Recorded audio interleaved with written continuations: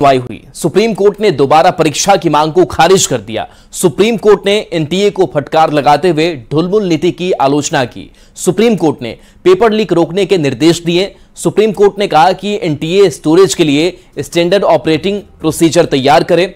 Supreme court ने कहा कि पेपर लीक व्यापक स्तर पर नहीं हुआ, एनटीए को आगे ध्यान रखना चाहिए। तो नीट की दोबारा परीक्षा नहीं होगी। आज सुनवाई में सुप्रीम कोर्ट ने साफ कर दिया कि गड़बड़ी बहुत छोटे स्तर पर हुई है, इसका रिजल्ट पर कोई असर नहीं हुआ है। आइए जानते हैं सुप्रीम कोर्ट के फैसले पर सियासी दलों की क्या राय है। न्यायालय का आज नीट यूजी पर जो फैसला आया है, उससे तो एक बात स्पष्ट हो गया कि भारत सरकार, भारत के शिक्षा मंत्री ये जो मानने के लिए तैयार नहीं थे कि पर्चा लीक हुआ है, वो स्पष्ट रूप से सामने आ गया। उस पर भी तो सवाल उठता ही है। मैं तो माननीय सुप्रीम कोर्ट से गुजारिश करूंगा, रिक्वेस्ट करूंगा कि बच्चों के भविष्य देखते हुए पूरे एनटीए को इस बार नीट का एग्जाम रिकंडक्ट करना चाहिए। एक मामले में सुप्रीम कोर्ट ने वही निर्णय किया जिस निर्णय को इस निर्णय स्वागत योग्य है, और इस निर्णय के विषय में तो हम लोग पहले से बात कर रहे थे कि किसी छात्र के साथ अन्याय नहीं होने दिया जाएगा और जो दोषी हैं उनको बख्शा नहीं जाएगा। जो आंशिक रूप से पटना और हजारीबाग में गड़बड़ी हुई है, इनको चुन चुन कर पनिश किया जाएगा। नीट मामले पर सुप्रीम कोर्ट के फैसले के बाद मेडिकल परीक्षा की तैयारी कर रहे छात्रों का कहना है कि एनटीए में बदलाव होना चाहिए और सरकार को यह तय करना चाहिए कि आगे से ऐसी स्थिति ना हो। नीट परीक्षा को लेकर सुप्रीम कोर्ट ने अपना फिर से निष्कर्ष सुना दिया है। सीजेआई ने साफ कहा है कि परीक्षा की दोबारा मांग को मैं खारिज करता हूं।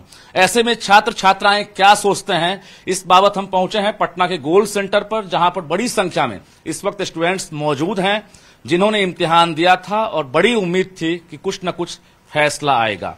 क्या लग रहा है कि अब सुप्रीम कोर्ट ने निष्कर्ष सुना दिया है, वो भी सीजेआई ने कह दिया है कि व्यापक स्तर पर लीक नहीं हुआ। मैं तो इस डिसीजन से बहुत ही नाखुश हूं, क्योंकि इस बार नीट का एग्जाम दिया था और अभी सिलेक्शन 650 पर भी नहीं हो रहा है, कॉलेज नहीं मिल रहा है। तो क्या गारंटी है कि अगले साल मेरा सिलेक्शन हो जाएगा? क्या 650 पर अगली बार कॉलेज मिल ही जाएगा? और तैयारी तो कर रहे हैं, पर इस चीज की अनसर्टेनिटी तो है ना, किस बात का मोटिवेशन लाए अपने अंदर। लेकिन एक उम्मीद होगी कि अब एनटीए की जो प्रक्रिया है उसमें भले बदलाव ना हो, लेकिन जो सिस्टम है उसमें सुधार हो। हाँ, हम चाहते हैं कि ये बहुत ही पारदर्शिता तरीके से ये अगला एग्जाम लिया जाए, क्योंकि उम्मीद है ना कि हमें अगला एग्जाम में सिलेक्शन हो जाए। इतनी मेहनत कर रहे हैं, अपना पूरा दिन रात इसमें दे रहे हैं, तो अगर इसी में पारदर्शिता नहीं रही, हमारे साथ ही ऐसे धोखा होगा तो हम लोग नहीं दे पाएंगे अच्छे से एग्जाम। और सुप्रीम कोर्ट ने फैसला तो सुना दिया है, बट हमें इस बात की अभी तक बिल्कुल भी श्योरिटी नहीं है कि अगले बार पता नहीं एग्जाम में कहीं चीटिंग ना हो, कहीं लीक ना हो, ऐसा कुछ भी श्योर नहीं है। बिल्कुल भरोसा नहीं है कि श्योरिटी आ ही नहीं सकती। यहाँ के शिक्षक भी हैं जो बच्चों को शिक्षा देते हैं।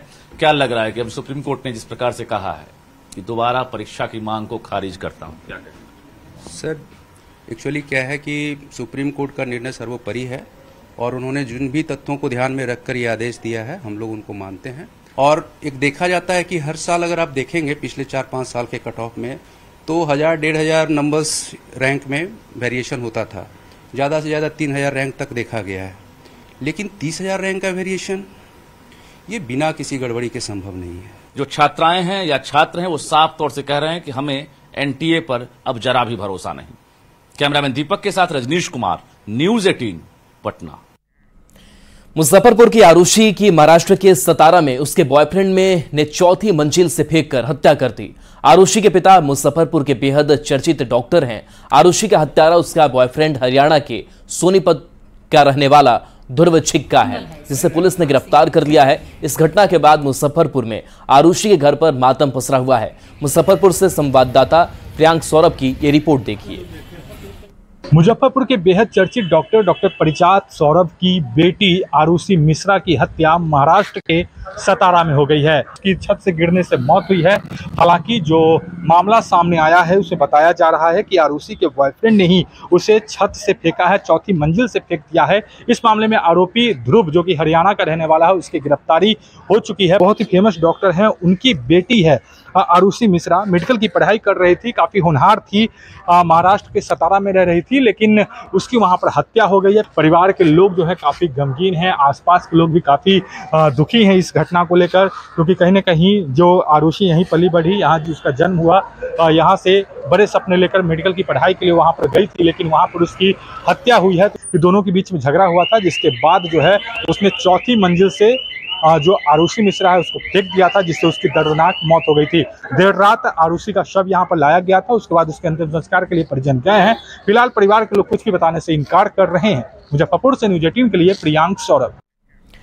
बेगूसराय पुलिस से बड़ी सफलता हाथ लगी है। एक युवक को पुलिस ने गिरफ्तार किया है। उसके पास से भारी मात्रा में विस्फोटक बरामद हुआ है। बताया जा रहा है कि युवक सेना का जवान है। पुलिस उससे पूछताछ कर रही है। पकड़ा गया युवक मटियानी के खोरमपुर चकोर निवासी सिकंदर यादव का बेटा राजकिशोर कुमार है। उसके पास से 75 पीस डेटोनेटर और 90 एक्सप्लोसिव मटेरियल बरामद हुए हैं। बताया जा रहा है कि देर रात पुलिस को सूचना मिली कि भारी मात्रा में डेंजर एक्सप्लोसिव लेकर एक व्यक्ति जा रहा है। घेराबंदी कर युवक को पुलिस ने पकड़ा। पुलिस के अधिकारी युवक से पूछताछ कर रहे हैं और पता लगाने की कोशिश कर रहे हैं कि इसके पीछे उसकी मंशा क्या थी।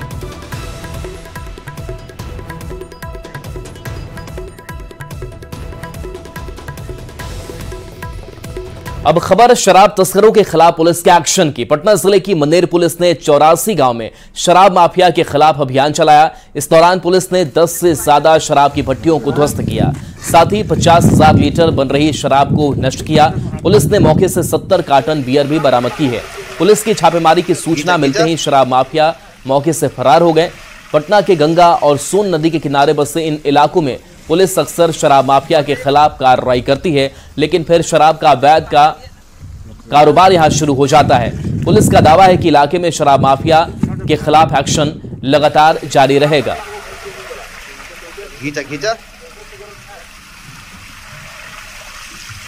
अवैध शराब का निर्माण करा रहा है, देसी शराब का अवैध निर्माण करवा रहा है, वहाँ चल रहा है। और ये भी सूचना मिल रही थी कि वहाँ भारी मात्रा में अंग्रेजी शराब उतरी है।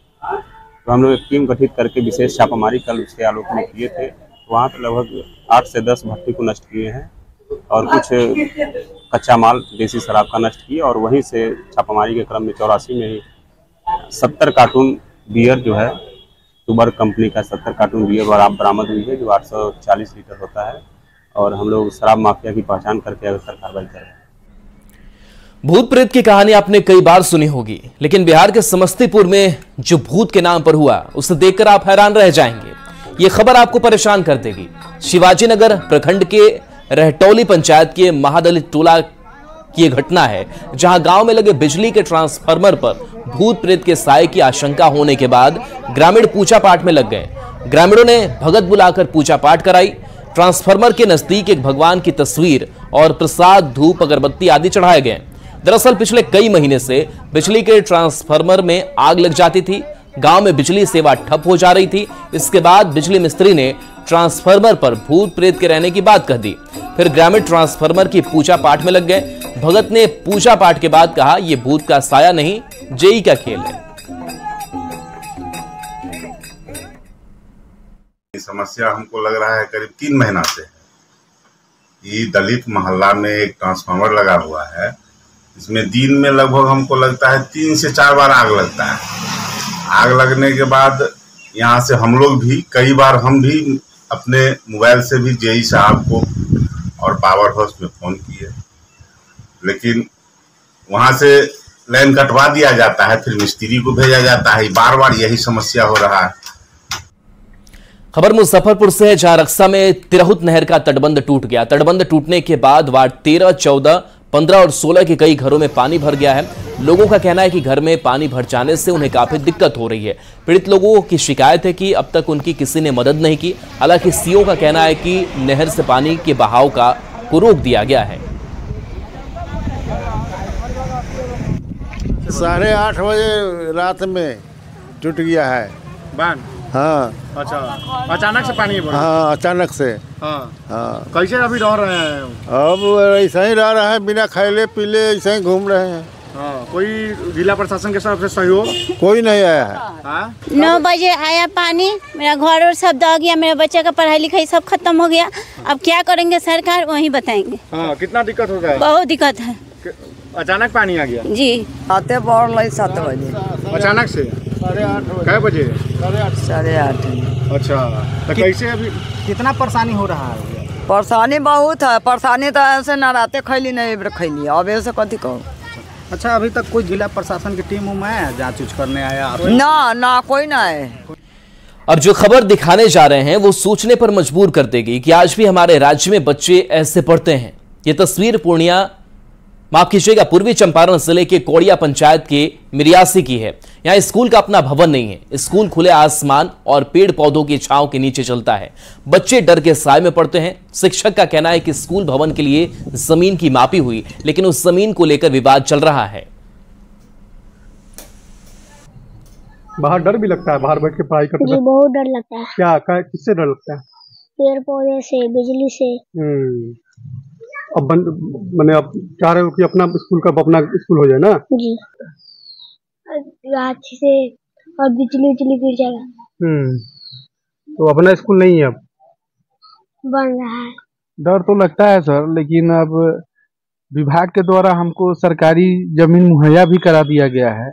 भवन बनाने के लिए जेई साहब भी 2 बार आए, लेकिन कुछ लोगों के द्वारा जबरदस्ती नहीं बनने दिया जा रहा है। जबकि जेई साहब के द्वारा यहाँ पर मैपिंग भी किया गया, सारा चीज हुआ, लेकिन अगले ही दिन उस जमीन को मतलब जोत दिया गया, जिसके कारण भवन नहीं बन पा रहा है।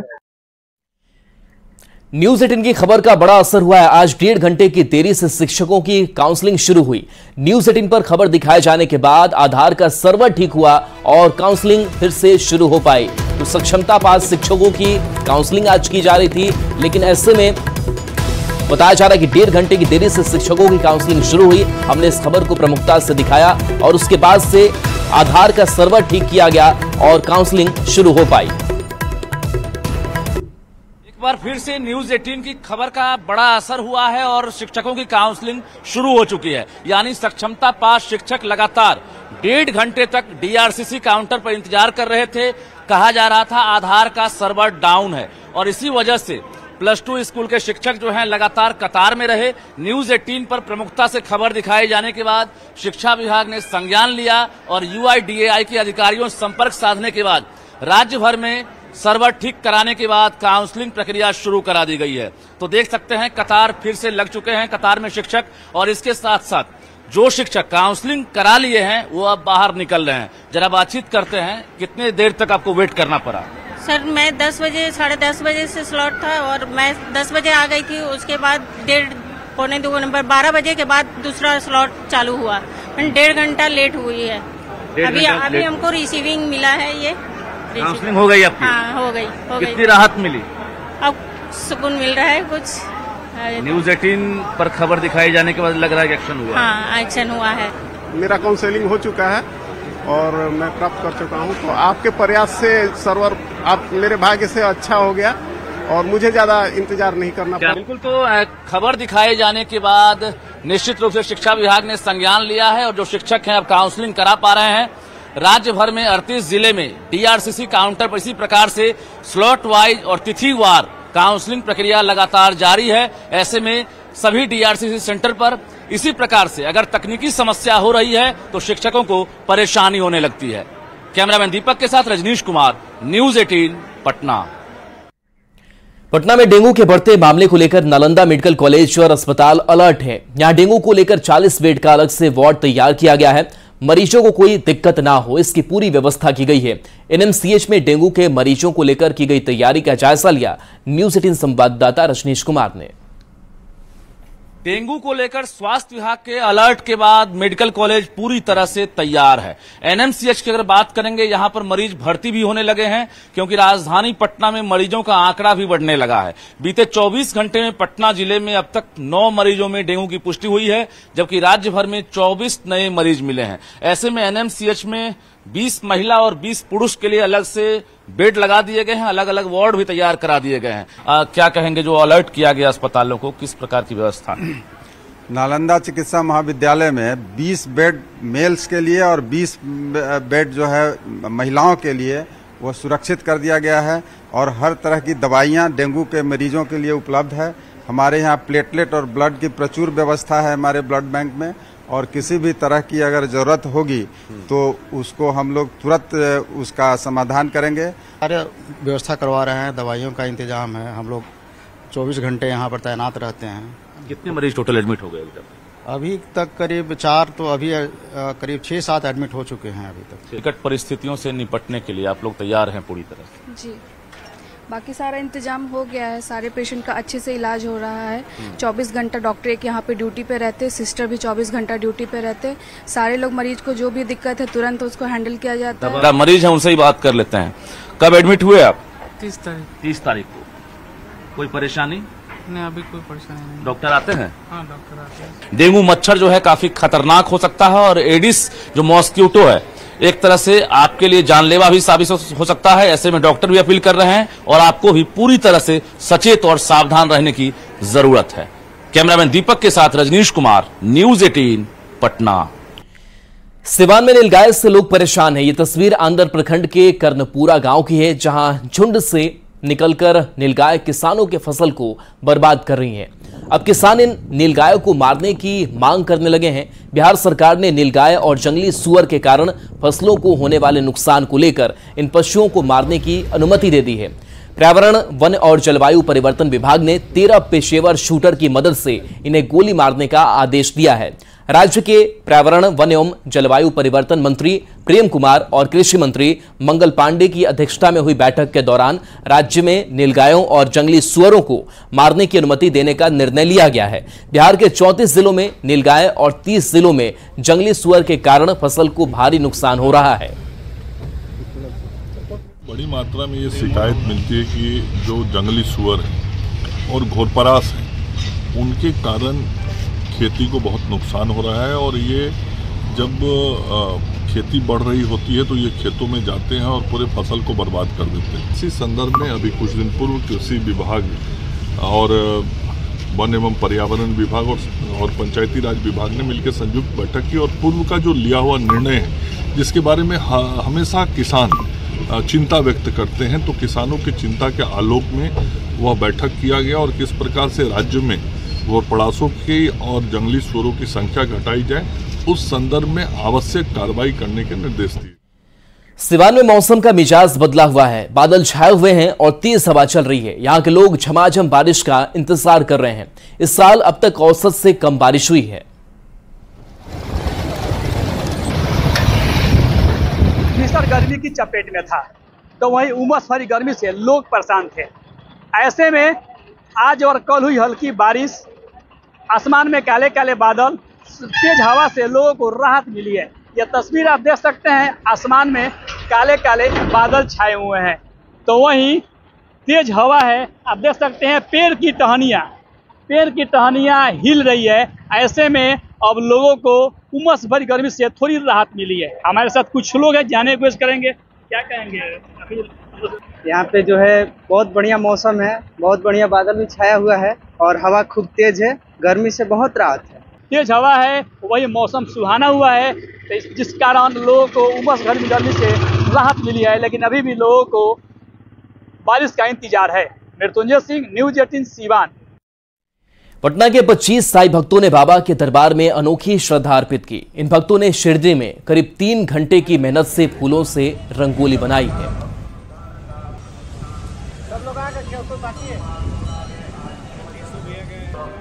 हर साल आते हैं, 25 से 30 लोग आते हैं और लेंडी बाग में प्रयास करते हैं कि रंगोली हर साल बन जाए और बन ही जाती है। कभी बारिश भी होती है, कभी कुछ भी होती है, लेकिन रंगोली आज तक नहीं रुका। बाबा ने हर बार उसको स्वीकारा है और लेंडी बाग में हम लोग रंगोली बनाते हैं क्योंकि बाबा को फूलों से बहुत प्यार था।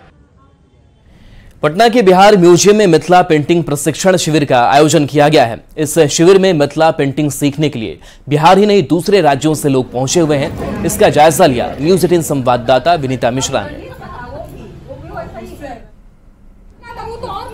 बिहार म्यूजियम में परंपरागत मिथिला पेंटिंग की कार्यशाला और प्रशिक्षण शिविर का आयोजन किया गया है, जहां पर जितने भी प्रतिभागी हैं उन्हें कलर कैसे बनाया जाता है वो सिखाया जाएगा। ये देखिए, रियल कलर क्या होती है, गुलाब की पत्तियों से, अलग अलग फूलों से, पत्तों से, यानी परंपरागत कलर यहाँ पे बनाई जा रही है। और इन कलर से पेंटिंग्स बनाई जाएगी। यानी बिहार म्यूजियम में अब परंपरागत पेंटिंग्स भी नजर आएगी और उसके मद्देनजर यहाँ पे जो कार्यशाला है वो शुरू किया गया है। लोगों को पेंटिंग्स बनवाई भी जाएगी, सिखाई भी जाएगी और ये जो पेंटिंग्स बनेगी इसकी प्रदर्शनी बिहार म्यूजियम के स्थापना दिवस के मौके पर लगाई भी जाएगी। सर, एक परंपरागत मिथिला पेंटिंग बिहार म्यूजियम में शुरू किया गया है, एक अच्छी पहल है और लोग अब परंपरागत मिथिला पेंटिंग से अवगत भी हो पाएंगे। निश्चित जो है मिथिला पेंटिंग जो है बिहार की शान है और विश्व विख्यात भी है। लेकिन जो कहीं ना कहीं जो परंपरा यहाँ पे जो फॉरेन टूरिस्ट वगैरह हमारे आते हैं वो पूछते हैं कि कहाँ पे हमको जो ओरिजिनल नेचुरल कलर्स में ये पेंटिंग मिलेगी। तो निश्चित जो है ये कलाकार जो जहाँ बिहार के कोने कोने से आए हैं, आप देख रहे हैं कि सारी महिलाएं हैं। महिलाओं का विकास करना बिहार सरकार की प्राथमिकता रही है। साथ ही जो है उद्योग का विकास करना और रोजगार बढ़ाना, ये भी यहाँ पे जो है एक साध्य यहाँ पे कर रहा है इस तरीके की जो कार्यशाला है। तो निश्चित जो है इसका बिहार को और जो हमारे कलाकार है, महिला कलाकार जो है, उनको काफ़ी फायदा होगा। परंपरागत मिथिला पेंटिंग्स वो बनाएंगे और उनकी पेंटिंग्स की प्रदर्शनी भी लगेगी। साथ ही जो बिहार म्यूजियम में शॉप है वहाँ पर वो अपनी पेंटिंग्स की बिक्री भी कर पाएंगे। विनीता मिश्रा, न्यूज़ 18 पटना। गढ़वा जिले के डंडई प्रखंड क्षेत्र में करीब 12 ऐसे सरकारी स्कूल हैं जहां पहुंचने के लिए कोई सड़क आज तक बनी ही नहीं, जबकि इन स्कूलों को बने दशकों बीत गए हैं। सड़क ना होने के चलते बच्चे स्कूल तक नहीं पहुंच पाते। आलम यह है कि खेतों और मेड़ों का सहारा लेकर बच्चे स्कूल जाते हैं। जिले के बैरिया दामार के उत्क्रमित मध्य विद्यालय की भी यही हालत है। यहां भी सड़क ना होने की वजह से बहुत कम बच्चे स्कूल आते हैं। शिक्षकों को भी काफी परेशानियों का सामना करना पड़ रहा है। स्कूल के शिक्षकों का कहना है कि कई बार वो पत्र लिखकर शिकायत भी कर चुके हैं, लेकिन अभी तक समस्या का समाधान नहीं हो सका। नहीं है जाने वाला। अच्छा, कौन सा रास्ता नहीं है? रास्ता है वो साइड है। मैंने कैसे लोग जाता है? आ रही। इस स्कूल का नाम है UPGMS बैरिया दामर, डंडई में पड़ता है। क्या क्या स्थिति है स्कूल की?